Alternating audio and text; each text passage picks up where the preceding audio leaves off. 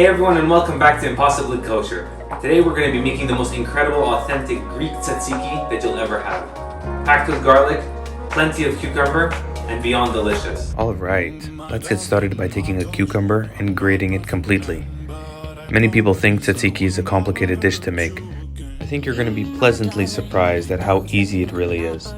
Now, add in your Greek yogurt. I'm using Kirkland's organic Greek yogurt, about 1,500 grams worth, or 3 containers. Now garlic.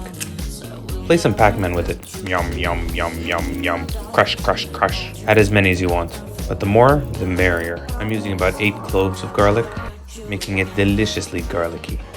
Now lemon juice. If you're using fresh lemons, just use the juice of 1 full lemon. If lemon juice, about 1/4 cup.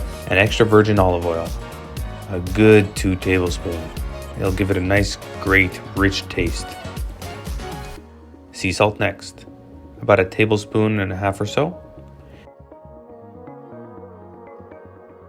Now let's mix it up.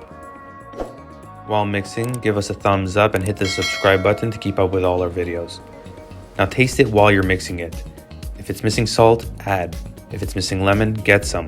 This is part of the process. Taste, add, mix.